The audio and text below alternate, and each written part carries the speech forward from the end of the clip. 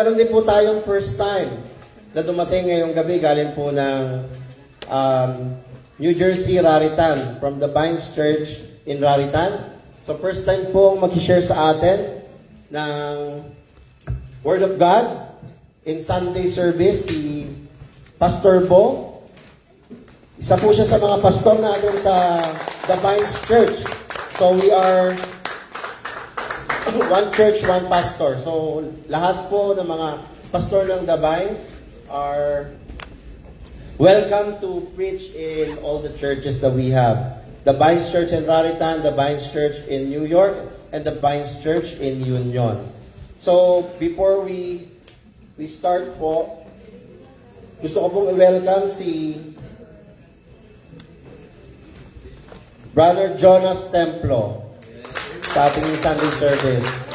Tayo ka, Brad. Tayo ka. Yan, brother. Second, last but not the least, is it Dodi? Dodi Villamosa. Dodoy. Dodoy Villamosa. Sorry. Dodoy. Welcome. And Dodoy. Welcome po sa The Vines Church. At meron po tayong first time dumating ng Sunday. Ang aking colleague sa work, si Sister Maria. Welcome, Sister Maria. Yan. And without further ado, di ko na po patatagalin ng pa ako dito sa pulpito. Ibibigay ko na po ang harapan sa ating putihin at minamahal, ang aking ninong, si Pastor Bo.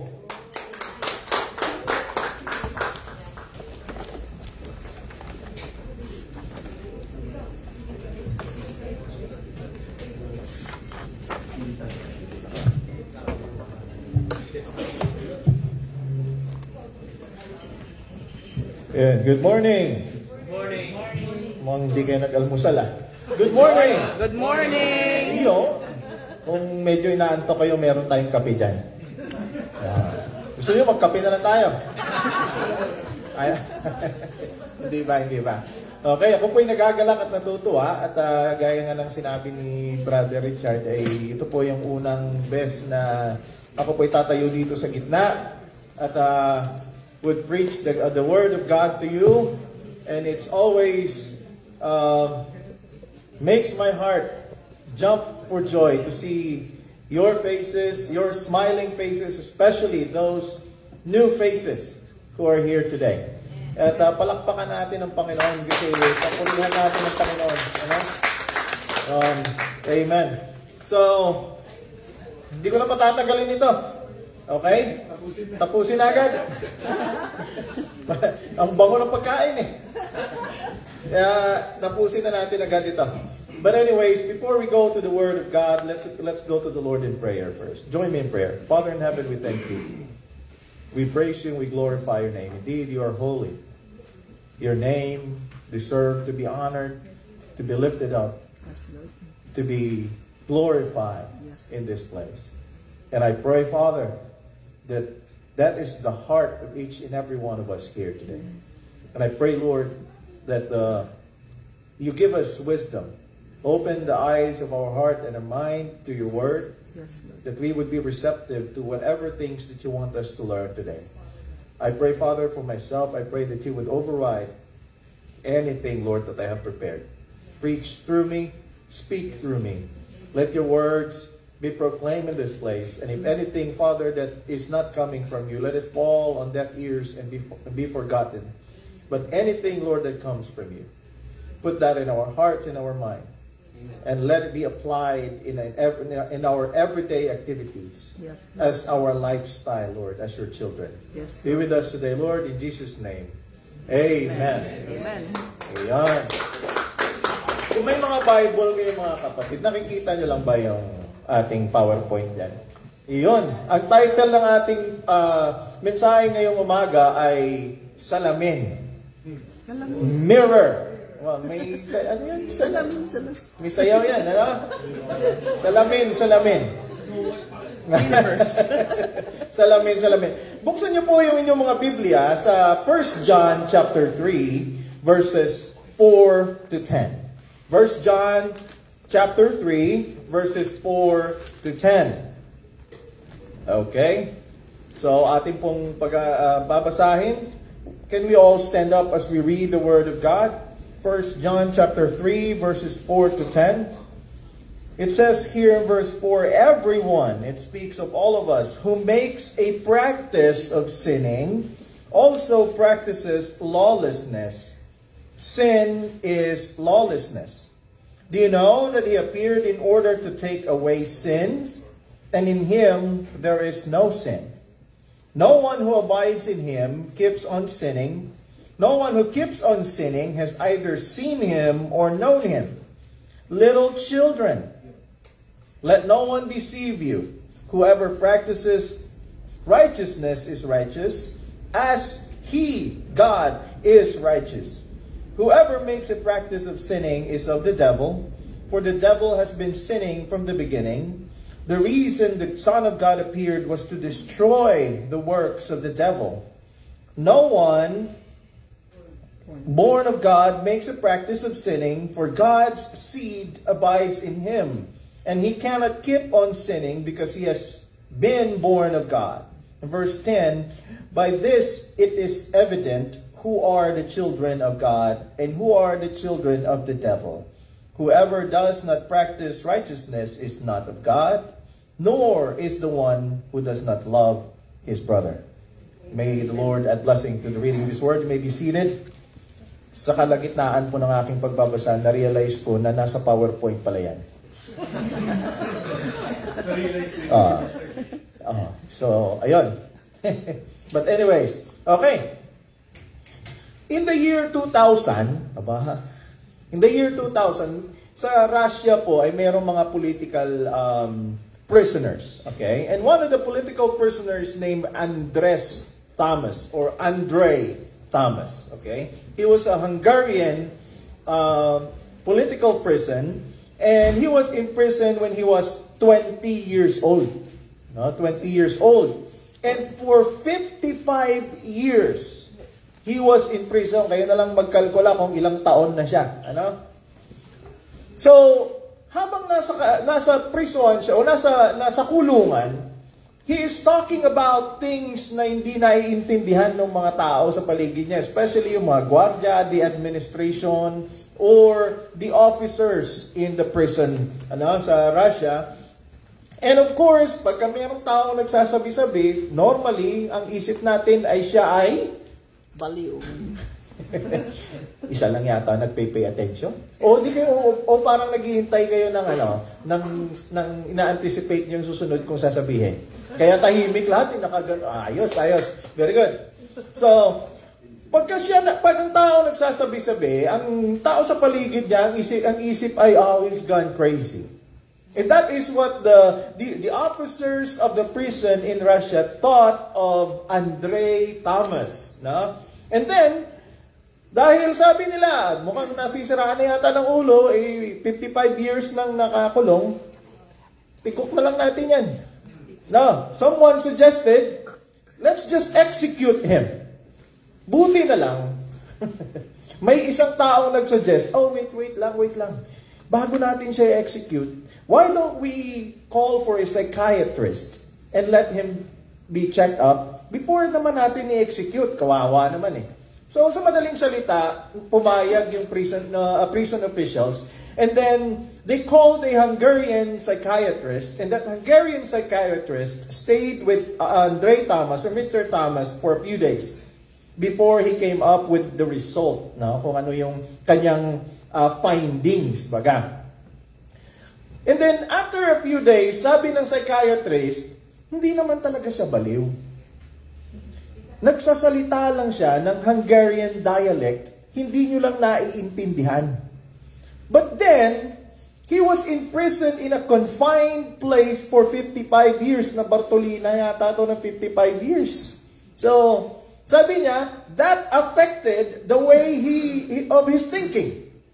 So, sa madaling salita, ano sabi ng psychiatrist, why don't you just release him, give him to us so we can bring him home?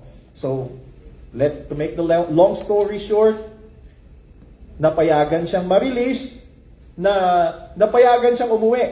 And while the psychiatrist is pushing the wheelchair, nandun nakaupo si Mr. Thomas, sabi ni Mr. Thomas, "Can I request one thing?" Yung nang sabi ng psychiatrist, "What do you want?" "Can I have a mirror?" Sabi niya, "Can I have a mirror?" Sabi, nagbigyan. Salamin lang pala eh. Punta siguro sa Five Below o sa dollar store, kumuha ng salamin. Okay, salamin. Anong gusto mong salamin? Binigay sa kanya. And the moment he got the mirror, sabi niya, ang ginawa ni Mr. Thomas ay tinaas niya yung salamin. And the moment he saw his face, he put the mirror down, covered his face with his hand, and sobbed. Bakit kaya siya umiyak? Yun ang tanong. Alam niyo? Minsan may kasabihan tayo, "I have a big problem. And I want to face my problem because my problem is my face."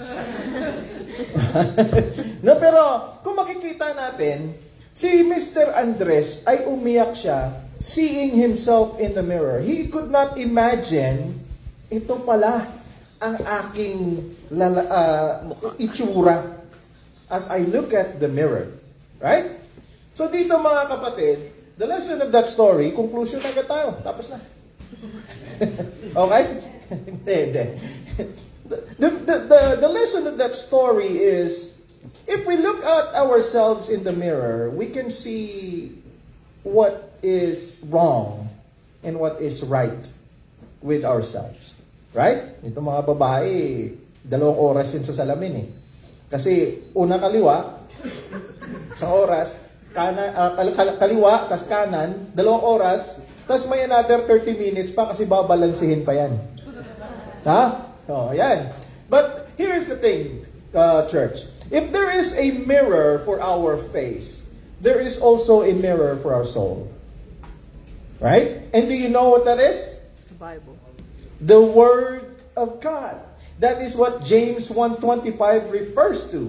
That the Word of God is the mirror that reflects who we ought to be. In other words, if you carefully look at yourself and compare yourself in the lens of the Word of God, you can easily see and reflects back, because the Word of God reflects to us what we really look like. Marami sa ating mga kapatid, we think that I'm okay.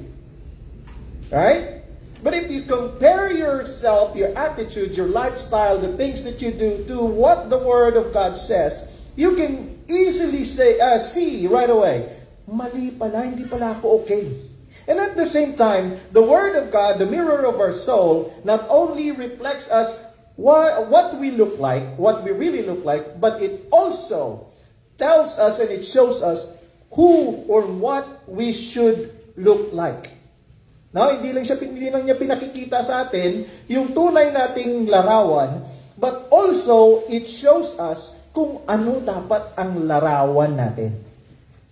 Okay? Now, let me give you the premise. John is talking about the exile Christians. Okay? The exile Christians. At dito, sinasabi ni John sa atin na if you are a child of God, you should always reflect yourself in the mirror of the Word of God so you can see whether you are living right or you are living wrong. Okay? Okay ba yan?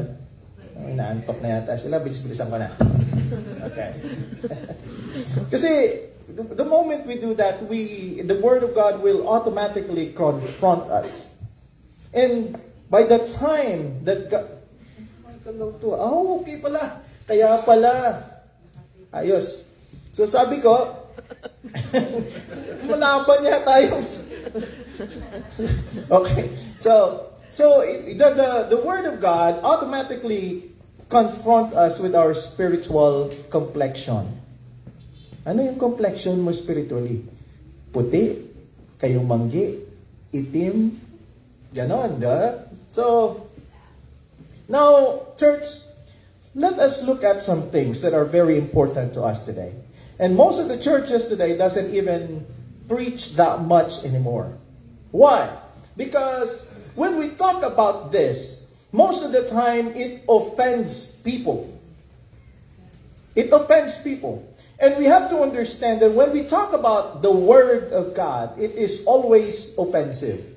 Not because the Word of God would just pamumukha lang sa'yo na wala kang kwenta. No. It offends us because the Word of God wants to make us right. Because the Word of God wants to straighten us.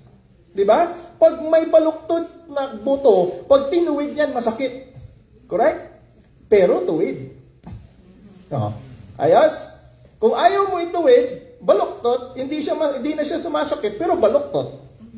So anong pipiliin natin? Tuwid na lang. Masakit lang, pero tuwid. No?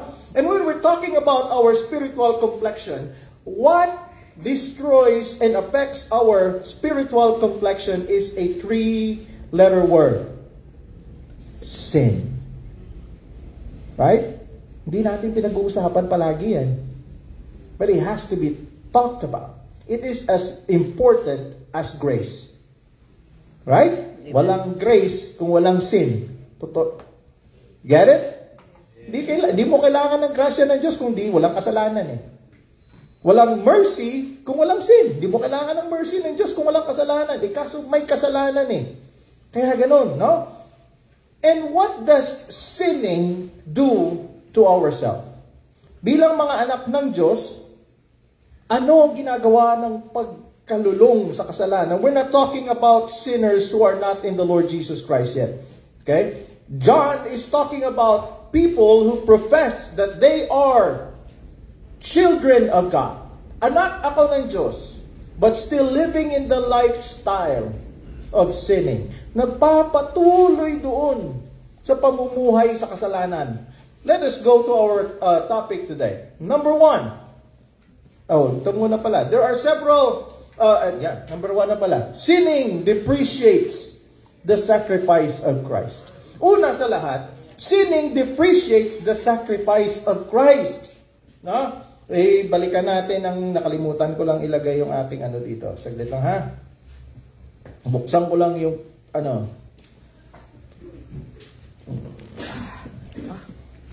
Yun. Okay. So, no. Walang lupa. So, thank you. Okay. Verse 4 says, everyone who practices sinning also practices lawlessness, because sin is lawlessness. Verse 5, you know that he appeared in order to take away sins, and in him there is no sin. The purpose Jesus Christ came is to destroy sin, to destroy its power, to save you from its penalty. What is the penalty of sin? Death. According to the book of Romans in chapter 6, it says, for the wages of sin is what? Death. And that is both physical and spiritual. You are physically become dead, and then spiritually you will die eternally. That is the wages of sin. And Jesus Christ came to destroy that, so that you, me, can experience life in heaven. Right? May mga description po sa Biblia kung ano ang kasalanan. In Proverbs chapter 24 verse 9, it says here that devising folly is sin. Ibig sabihin, yung mga marites, yung mga marisol, ano pa yan? Marami yan. Di ba? Yung mga ganon, yung gumagawa-gawa ng kwento, yung mga naninira ng tao, it is a sin. No? Hindi lang yan nangyayari outside, but it is happening inside the church, unfortunately. Right? Why? Because we forget that sinning depreciates the sacrifice of Christ. Nagsakripisyo ang anak ng Diyos para sa iyo, para ituwid ang buhay mo in His sight, para umayos yung takbo ng buhay mo spiritually. Pero, if you continue in sinning, if you're continuing that foolish kind of life, that is sin. In 1 John 5:17, it says that all unrighteousness is sin. Now, if we talk about unrighteousness, ito po mga kapatid ay nagsasabi sa atin na yung lahat ng mga bagay na ginagawa natin against sa ating kapwa. that is unrighteousness. Ano yun? Yung sabihan mo na gwapo siya kahit hindi, mali yun. Tama, no? Kasi kasinungalingan yun eh. Tama ba yan? Pero kung sabihan mo siyang cute ka lang, hindi ka gwapo, okay yun. Binabuhay mo lang kayo kasi para hindi kayo, baka matuluyan eh. Di ba? Anything, mga kapatid. In James 4:17, sabi diyan, knowing what is good and what is right but not doing it is a sin. Lahat ng mga alam mo, ang dami nating alam. Dito ako kasi para makita niyo yung ano. Yan. Lipat ako rito. Gigilid pa. Hindi ako silaki ni Pastor Well para natatakpan ko pa rin, ha? Pastor, diyan ka lang. Ayun. Sabi dyan, kung alam mo kung anong tama at hindi mo ginagawa kung anong tama, ay mali pa rin, kasalanan pa rin pala. Ano ba ang tama? Salita ng Diyos is telling us what is the right thing to do. Pero pag hindi mo ginagawa, ay mali pa rin, nagkakasala ka sa Diyos. Because sin came from the Greek word hamatea, that means missing the mark or missing the target. Alam niyo, sino dito mahilig mag-target shooting?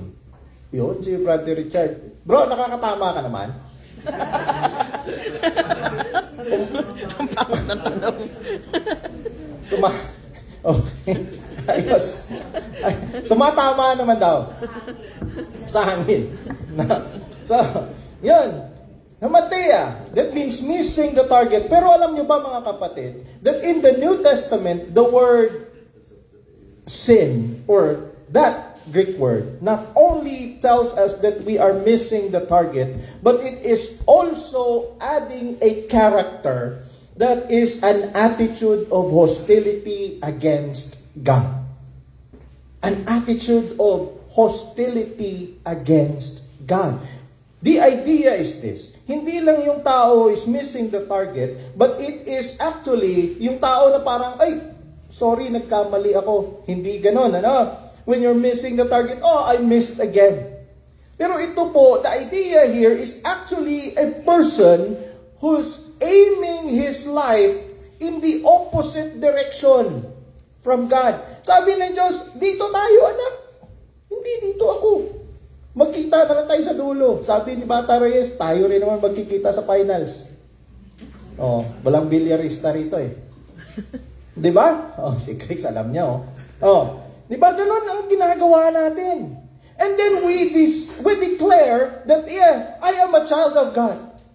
But we want to live our life in the opposite direction from what God, where God wants us to be. Hindi ibig sabihin, mga kapatid, nasa church ka, o hindi ibig sabihin, mga kapatid, you profess that you are a child of God or a Christian, that you are automatically living in the right direction where God wants you to be. That's why we are studying this, so that we can evaluate ourselves. Tingnan mo yung sarili mo sa salamin. May muta ba ako? Pag may muta ka, di syempre tatanggalin mo yun, ano? Pag hindi mo tinanggal, anong problema? Ang salamin o ikaw? Ang muta. Andyan siya eh. Kung wala siya dyan, sabi natin, Rich, ang muta. Agree ako doon. Diba, mga kapatid? So we have to do this. We have to study this. It is because sinning, habitual sinning, and we're talking about habitual, consistent lifestyle of sinning, for a person who declares that he is a child of God. We have understood kung ano ang sinning na yon. Anything that is lawless, that is unrighteous, knowing the right thing but not doing the right thing is a sin. So kung naintindihan na natin, we have the picture. Right? And we have to understand that when you are living that kind of lifestyle, you are actually rebelling against God. And this is in fact the problem of our society today. Now, our society is living in sin. We see that in our streets, in the mall, in every establishment, in every place. It affects the mind, it affects the heart, it creates an emotional and mental disorder But here is the good thing, mga kapatid. The gospel, embodied in the Lord Jesus Christ, gave to us the solution, the cure for the disorder. The disorder that sin created. No? Pero ang pagkapatuloy pa rin tayo namumuhay sa kasalanan, we are actually telling the Lord Jesus Christ, what you did on the cross is not enough. What you did on the cross is not really good enough. And if you are that kind of person who is saying, I am a child of God, tinanggap ko na si Kristo bilang aking Panginoon at tagapagligtas, but still continuously living in that kind of lifestyle, you are actually destroying the righteous standard that Christ, the Savior, created in you. And it depreciates His sacrifice for you on the cross of Calvary.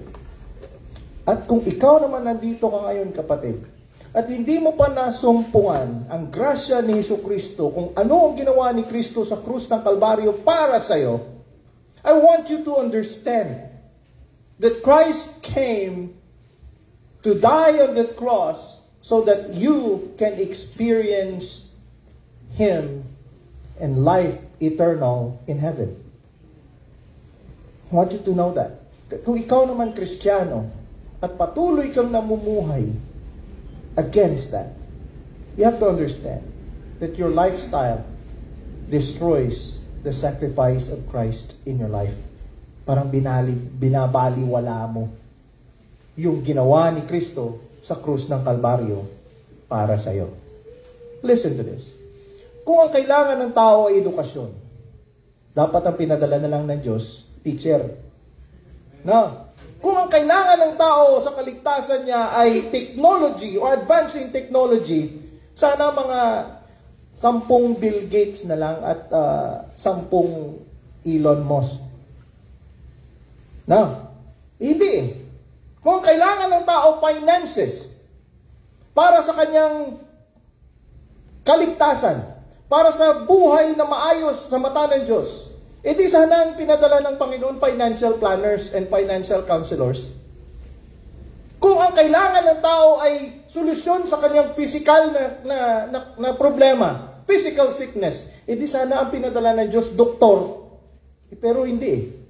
Our problem is not those. What we need is a Savior because our problem is sin. That's the ultimate problem of men. Lahat ng nangyayari sa buhay natin, resulta ng kasalanan. And what we need is a Savior. At yun ang pinadala ng Diyos. He sent a Savior, Jesus Christ. The book of Romans tells us that while we were yet sinners, Christ came and died for all of us. So if we look ourselves in the mirror of God, mga kapatid, we will see right away na may problema tayo sa kasalanan. Huwag mong sabihin, Kristiyano ka na ng 10 taon, wala kang problema sa kasalanan. You have the problem in sin. Because we still live in a sinful body, sinful world. Right? You still need the mirror of God to straighten your life. What is the mirror of God? God's Word. God's Word. Hindi natin pwedeng ihiwalay ang buhay natin sa salita ng Diyos. Pag hiniwalay mo ang buhay mo sa salita ng Diyos, you're in the wrong path. Right? The book of Psalms says in Psalm 119, your word is a light unto my feet and a lamp unto my path. Yan yung nagdadirect ng buhay ng tao. In general. So kapatid, if you are here today, look at yourself in the mirror of God's Word. Number 2, sinning demonstrates the lack of desire to live for Christ. Now, continuously living in sin is declaring the lack of desire to actually live for God. Look at verse 6. No one who abides in Him, who remains in Him, keeps on sinning. No one who keeps on sinning has either seen Him or known Him. Tingnan nyo dito mga kapatid yung tone ni Apostle John. Sabi niya, walang nagsasabing mahal niya ang Diyos, na may communion and relationship or intimate relationship with God na nagpapatuloy sa kasalanan. Na nagpapatuloy sa pamumuhay nang baliwala ang Diyos sa buhay niya, na hindi prioridad ang Diyos sa buhay niya. Kasi sabi ni Apostle John, kung ganyan ang klase ng buhay mo, ay hindi mo talaga nakilala ang Diyos. Right? Sabi niya, verse 6, napakaklaro. No one who abides in Him keeps on sinning. No one who keeps on sinning has either seen Him or known Him. Tanong mo yung sarili mo ngayon. Nandito ka. What kind of life are you living today? Are you living in sin? Or are you living for the purpose of God? I'm not saying na yung Kristiyano hindi na makakommit ng kasalanan, ha? Okay? Makakakommit. Kaya nga may 1 John 1:9 eh. Sino nakaka-memorize ng 1 John 1:9? O si Ate Lulu daw. Si Ate Lulu, paki-ano mo nga?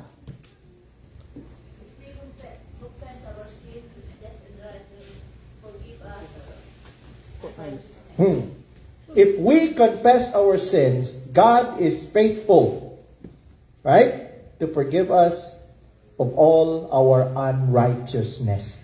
Na? Kaya, tandaan natin yun, ha? Just side comment ko lang yun para hindi nyo isipin, pag Kristiyano ka na, hindi ka na pala magkakasala. Maliho yun. We're not talking about here of falling into sin. We're not talking about here of falling into sin. What we are talking about here is consistently living in sin. Ito ang premise ng ating pinag-uusapan dito, okay? No one who abides in Him sins.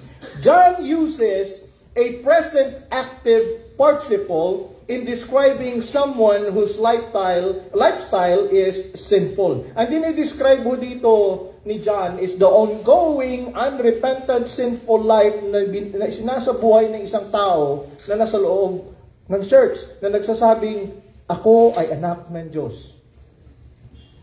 Right? It is a great contradict, mga kapatid, sa ating profession, sa ating sarili, and at the same time, sa principles and truth of God. Okay? So, yun lang. And then, moving forward,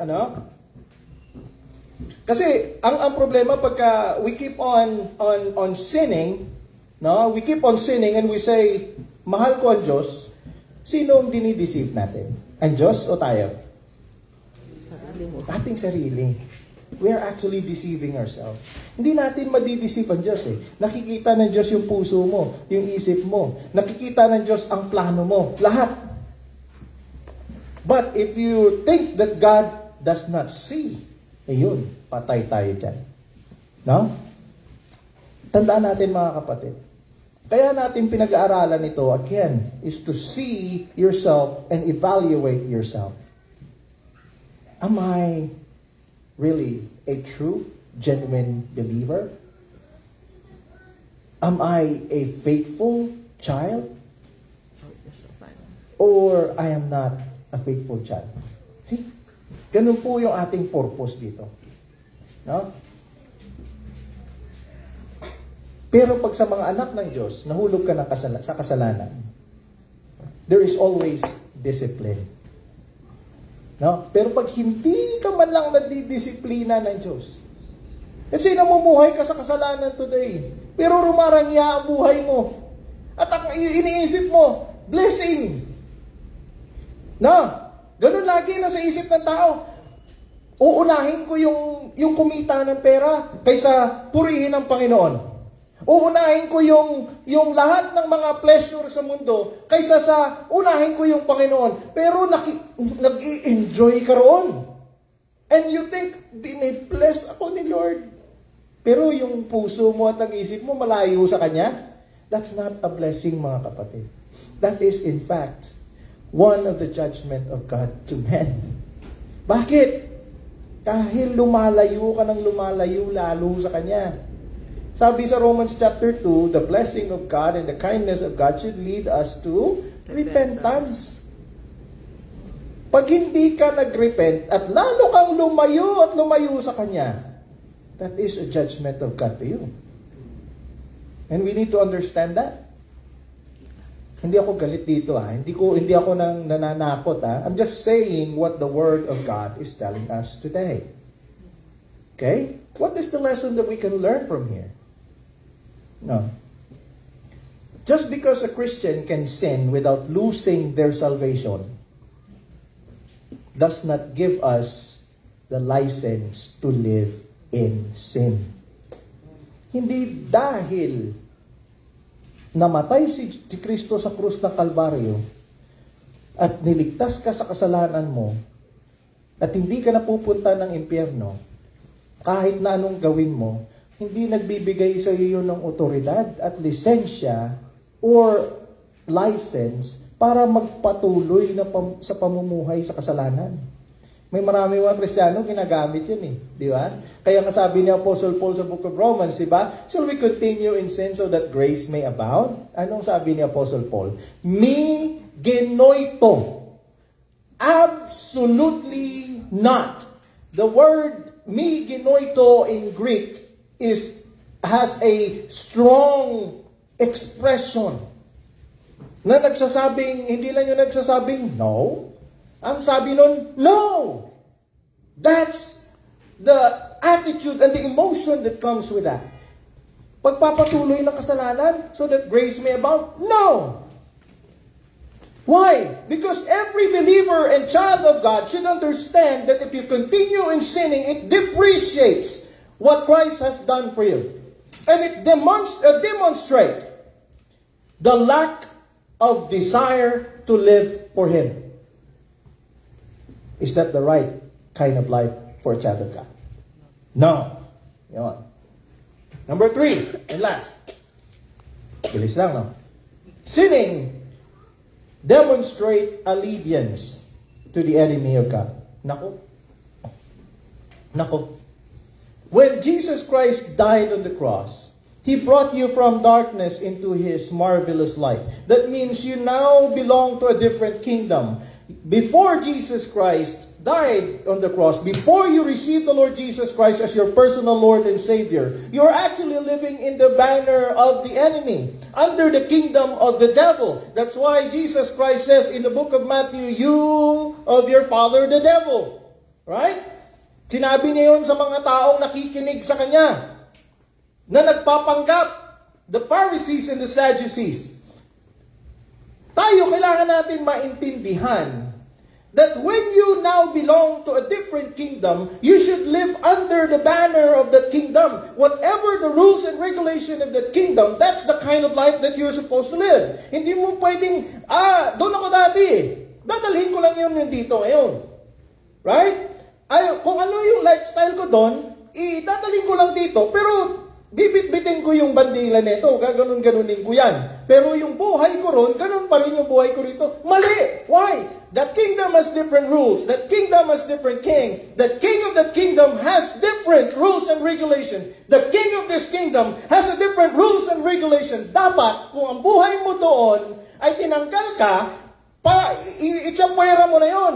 Dito ka na ngayon. You should live under the rules of this king. Bakit? Kung hindi, paparusahan ka. Gusto niyo ng parusa? Hindi. Kayo lang ang tinuro ko kasi ayaw ko Di ba? Kaya sabi ko, gusto niyo? Ako ayaw ko Kaya hindi ko sinali sarili ko. Bahala kayo. Di ba?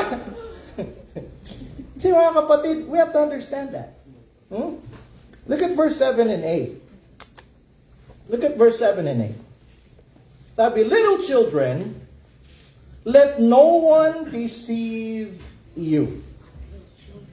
That premise. Huwag kang ma-deceive. Let no one deceive you. Whoever practices righteousness is righteous, as he is God, Christ, is righteous. Whoever makes a practice of sinning is of the devil. Look at the word practice. Anong tindi natin ng word na practice? Minsan mo lang ginawa? Repetition. Continuous. Diba? You practice. No? Let's say, for example, yung mga athlete. When they go into a competition, they practice their craft. Bakit? Para ma-master nila, magawa nila yung dapat nilang gawin. Yun yung practice. Ginagawa mo yun araw-araw. Now, with diligence. Sabi dito ni Apostle John, those of you, whoever makes a practice of sinning is of the devil. For the devil has been sinning from the beginning. The reason the Son of God appeared was to destroy the works of the devil. Mga kapatid, in the book of Romans, Apostle Paul says, you are no longer slaves to sin in Romans chapter 6. Wala ka na, hindi ka na slave sa pamumuhay sa kasalanan. Bakit? Tinanggal ka na ni Kristo eh. Sabi dito ni Apostle John, Jesus Christ came to destroy sin in your life. Right now, He destroyed the penalty of your sin, which is hell. And He is continually destroying the power of sin in your life. That is why every believer and child of God must practice sanctification. What does sanctification mean? Living a separate life for God. Living a separate life from the world. But living a separate life in the honor and glory and lifting up the name of God for His sake. That's why in the book of Colossians, sabi dyan ni Apostle Paul, Jesus Christ, you were created by Him and for Him. Ikaw na naligtas. You have now a new life in the Lord Jesus Christ. That new life was created by Christ. And that new life was created for Christ. For His glory and for His honor. Kung hindi ganon ang pamumuhay mo, kaninong glory ang sinasabuhay mo? Oh. Di ba? Yun siya, enemy of God. Kala ko may tinuturo. Tandaan natin ito. Hindi ko tinuturo si Brother Loan. Sa gitna. Yung TV. Muntik nang tumama kay Josh eh. Napaganon ko lang ng konti. Sige. But although Satan knows that he cannot defeat the believers who have been delivered through the precious blood of Christ, and even though he knows that his ultimate defeat is certain, that does not change his agenda. Tandaan natin yan. Ang agenda ng kaaway natin ay patuloy yan. Patuloy kanyang sisirain, patuloy kanyang gigibain. And up until now, one of his chief delights is to tempt, to destroy, to deceive. To what? To withhold your worship. Kanina, nagkakantahan dito, kumakanta ka. O, yung hindi kumanta dyan Baka sabihin, late na ako dumating, pastor Lalo na. Hindi, joke lang yan. Ako nga, late din na-traffic Hindi, joke lang yan. Worship is not just singing. Okay? Binubuhay ko lang kayo. Malapit na tayo matapos. Naamoy ko na yung pagkain. The devil wants to withhold your true and sincere, genuine worship. He wants to destroy that. And if you're allowing him to do that, you're actually declaring allegiance to him and not to God. He wants to create division. Nakita niyo yung hagdan sa gitna? Division yan. Pag ikaw niya, mahuhulog ka. Sakit yan. He wants to create that division inside the body of the Lord Jesus Christ. If you are the source of that division, you're actually declaring allegiance to the enemy. Bakit? Nagpapagamit ka sa kanya Di ba? Tingnan niyo si Brother Chanwell, nasa gitnang-gitna siya. Pero hindi siya yung division. Nasa gitna lang siya. He wants to discredit the gospel. That's the main delight of the enemy. He wants to discredit the gospel, not only the message of the gospel, but he wants to discredit the effect of the gospel in you. Ano yun? It changed life. Tingnan mo, tumawa si Brother Ben. Changed life.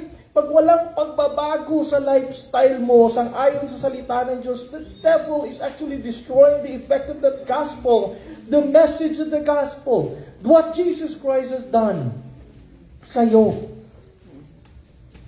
And He wants you to dishonor Christ. And ultimately, if you pledge allegiance to Him, wala ka nang ibang ginagawa kundi you dishonor Christ. And if you are a true believer and child of God, why would you do that? Why would you participate in that?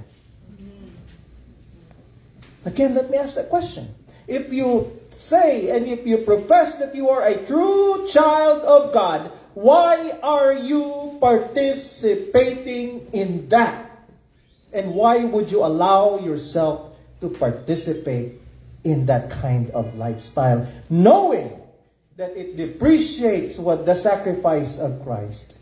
Knowing that it destroys what Christ has done. Knowing that that kind of lifestyle demonstrates allegiance to the enemy of God.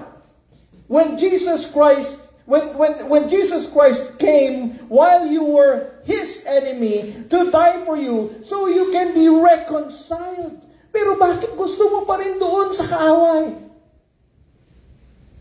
You get the point? Huwag mong isipin na hindi nanonotice ng Diyos yun. God notices. God sees. Let me repeat the question. What kind of life are you living today? At ito na yung ating last. At panghuli na talaga to. Sabi kanina, last na yun ah. Hindi, panghuli na talaga to. Ngayon, kanina last, ito panghuli. Okay? Sinning greatly affects the internal work of Christ in you. Nasabi ko na kanina yan. A person who have a new life in Christ have a new taste. New taste on sin, new taste towards the Word of God. That person has a new principle. The principle of what? Righteousness. That is what the essence of 2 Corinthians 5:17. Memorize nyo yung 2 Corinthians 5:17. Therefore, if anyone is in Christ, he is a what? A new creature. All things have passed away. And behold, new things have come. Ibig sabihin, ibang-iba ka na. Bagong-bago ka. Hindi ka refurbished.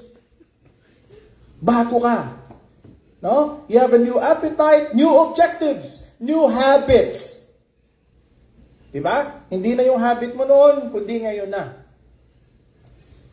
Pero pagka tayo patuloy na nagkakasala at patuloy na namumuhay sa kasalanan against God, it greatly affects the work of Christ in you. Kaya tingnan nyo, marami sa loob ng church walang growth. Bakit? Kasalanan daw ng mga tao sa paligid. Kasalanan ng tao sa paligid. Hindi nag-grow spiritually.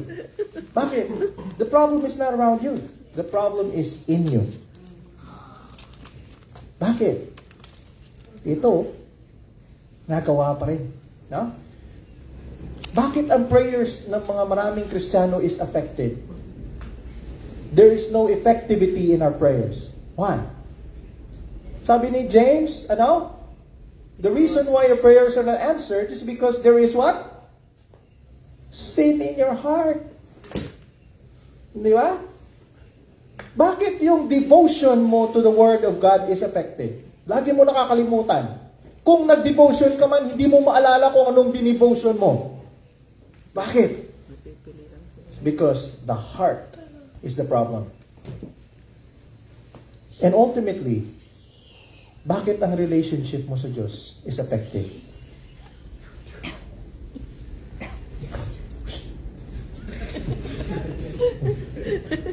Bakit? Naapektuhan yung relasyon mo sa Diyos. Because of sinning. Habitual, continuous sinning. Minsan hindi natin nanonotice ito. And I want you to notice that today. And I want you to clearly see that today. And I want you to look at the mirror and check kung ikaw ba ito o hindi ikaw ito. At pag sinabi mong ako ito, then correct yourself through the Word of God. Amen.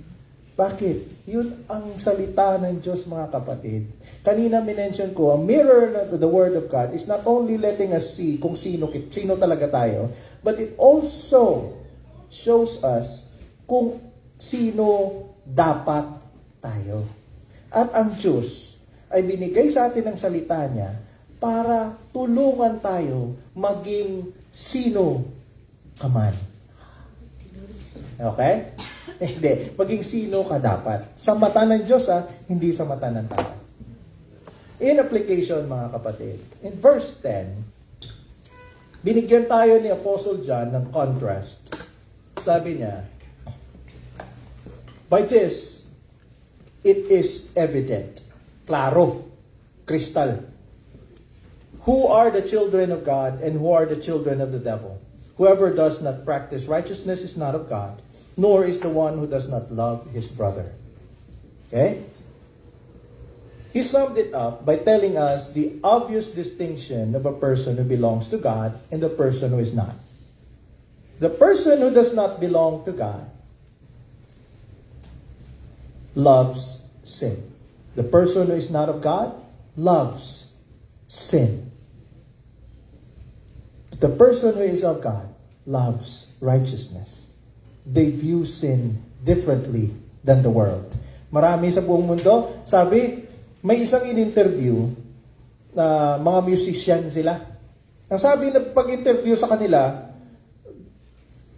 what do you think about pride? Is it a sin? Is it a sin? Ang sabi niya, hindi pride lang yun eh. Yun ang sabi.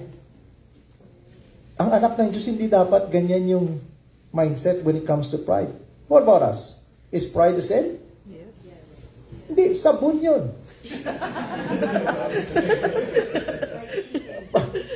Hindi, joke lang. Pride is sin. No? We view sin differently than the world. Hindi tayo conform sa mindset ng mundo. They submit themselves to the accountability to God's Word. Accountable ka sa sinasabi ng Diyos. Convicted ka sa sinasabi ng Diyos. Mahal mo ang sinasabi ng Diyos. And they consistently holds up the mirror of God's Word. Lagi mong tinitignan ang sarili mo sa salamin ng salita ng Diyos and check if their lifestyle and character resembles that of Jesus Christ. Tandaan natin, mga kapatid.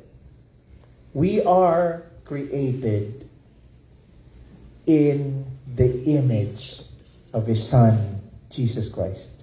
We are to live a life conformed into the patterns of His Son, Jesus Christ.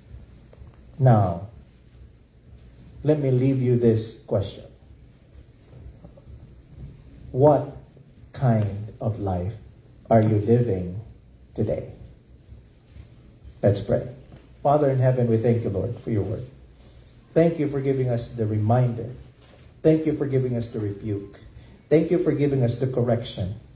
I pray, Father, that whatever we have learned today, hindi po siya, Panginoon, maging cause lang ng sama ng loob sa amin.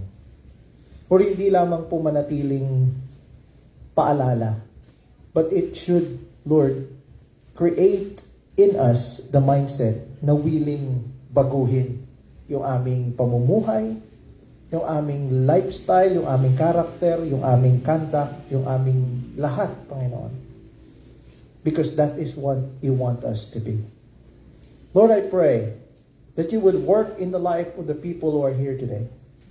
And I pray, Lord, that you would let us all understand that we are all sinners, that we live in a world where sin abounds.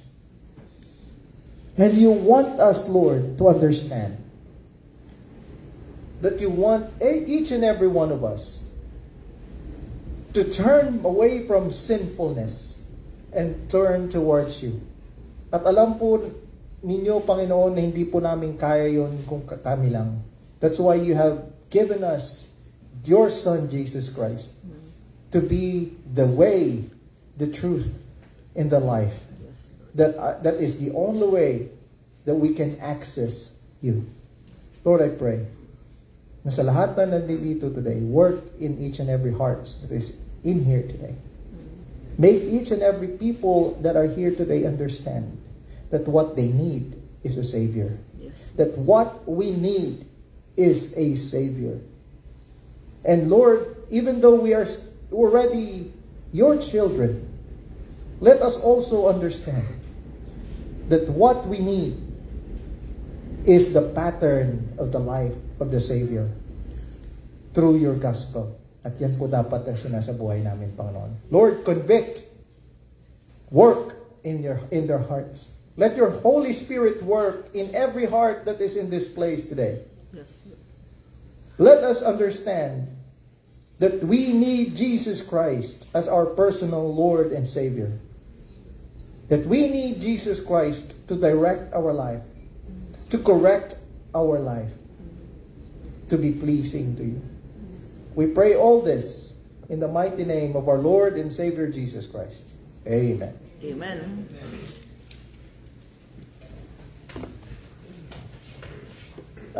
Tawagin natin yung ating